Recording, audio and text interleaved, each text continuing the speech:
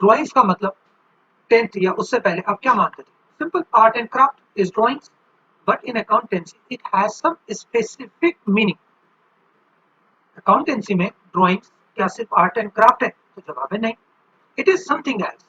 क्या है आखिर ड्राइंग्स? तो अगर हम ड्राइंग्स के बारे में बच्चे जाने कि अकाउंट्स के अंदर ड्राइंग्स का क्या मतलब है, तो इन accounting, drawings means resources or money which belongs to business but used by the proprietor for personal purposes. It means simply अगर business का कोई भी resource अगर proprietor अपने personal purpose के लिए use करता है, it is called drawings. Drawings की बात करें, it is business resource or money utilized by the proprietor or partner for their personal use. Drawings वो रिसोर्सेज है या वो पैसा है जो बिजनेस का है, बट इसे प्रोपराइटर अपने पर्सनल पर्पसेस के लिए यूज कर रहे हैं। बच्चों, इट इज बिजनेस रिसोर्स और मनी, ये बिजनेस का रिसोर्स या मनी है जिसे प्रोपराइटर अपने पर्सनल पर्पस के लिए यूज कर रहे हैं। यहाँ पर फॉर एग्जाम्पल उदाहरण देते हैं। For example, mister x mister x mister x withdrew rupees 1 lakh. Mr. X withdrew rupees 1 lakh for making payment of his son's school fees. Then rupees 1 lakh will be regarded as drawings. Therefore, drawings equals to हो गया rupees 1 lakh. इसमें किसी भी तरीके की रोक टोक नहीं है कि जो प्रोपराइटर है वो बिजनेस से पैसा नहीं निकाल सकते। Yes proprietor, you are most welcome, this is your business, you can withdraw, you can take any money, any resource out of this business. This is your business. But all such transaction will be recorded with the name drawings. और ये accounting का एक बहुत बहुत important aspect है। मना कुछ नहीं है, सब आपका है। जब आपने बिजनेस को पैसा दिया तो डेफिनेटली आप उससे हिसाब मांगोगे। अब आप उससे हिसाब मांगोगे और रिकॉर्ड ही नहीं करोगे हिसाब, तो कैसे मांगोगे? इसके लिए बिजनेस हमेशा क्या करता है, जब कभी भी आप बिजनेस से पैसे लेते हो, बिजनेस आपसे पैसा लेगा, उसको भी कैपिटल के रूप में लिखेगा, और जब आप उसे पर्सनल पर्पस के लिए निकालोगे तो उसे भी ड्राइंग्स के रूप में रिकॉर्ड करेगा। And this is very very significant. अगर मैं आपसे कहूं कि हमारे पास जो ड्राइंग्स है, अगर मैं आपको कहूं कि यहाँ पर मैं ऐसा भी कह सकता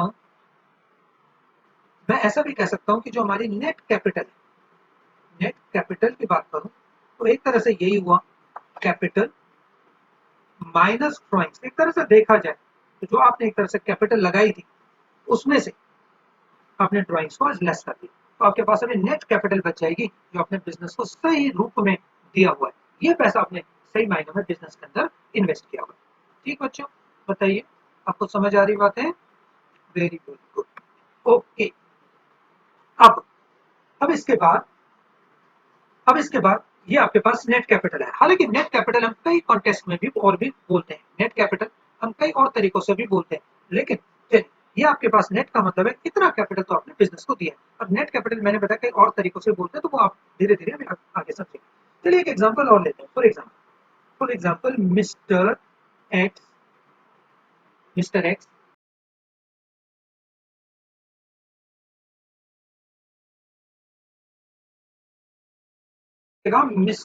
जो है वो अपने घर का जो हाउस होल्ड उसका रेंट है, घर का किराया है, तो घर तो प्रोप्राइटर तुम्हारा है, तुम उस रेंट को दो। वो कहता है नहीं, ये बिजनेस देगा, ठीक है बिजनेस से लो, और बिजनेस इसे ड्राइंग्स के नाम से जानेगा। यानी आज के बाद दिमाग में एक बात बिल्कुल पक्का पक्का जो बिठाना है वो ये है कि अगर बिजनेस का कोई भी पैसा प्रोप्राइटर के पर्सनल पर्पसेस पे यूज होगा तो उसे हमें ड्राइंग्स ट्रीट करना है। यानी हमने देखा कि ये जो चीज है particular this thing is actually particularly belongs to the proprietor, but it is paid out of business money, then it should be treated as drawings. तो हम इसको ड्राइंग्स ट्रीट करें। अब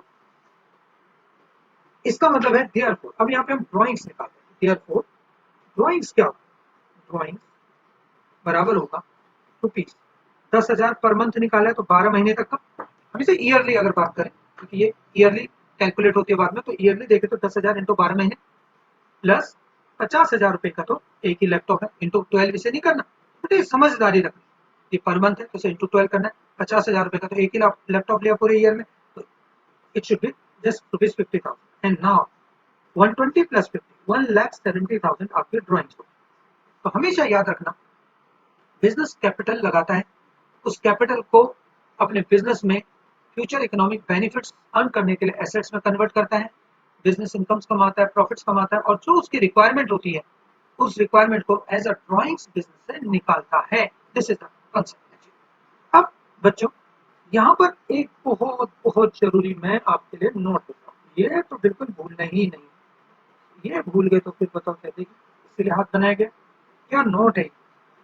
नोट है बिजनेस ऑर्गेनाइजेशन के अंदर, बिजनेस ऑर्गेनाइजेशन के अंदर अगर कभी भी लाइफ इंश्योरेंस प्रीमियम, क्या हो, अगर लाइफ इंश्योरेंस प्रीमियम, ठीक है, LIC को हमेशा ड्राइंग्स मानना है। LIC क्या होता है? जो हमारा है, जो पर्सनल है, प्रोप्राइटर का है, तो LIC यानी लाइफ इंश्योरेंस प्रीमियम को हमेशा ड्राइंग्स मानना है। क्या मानना है? ड्राइंग्स।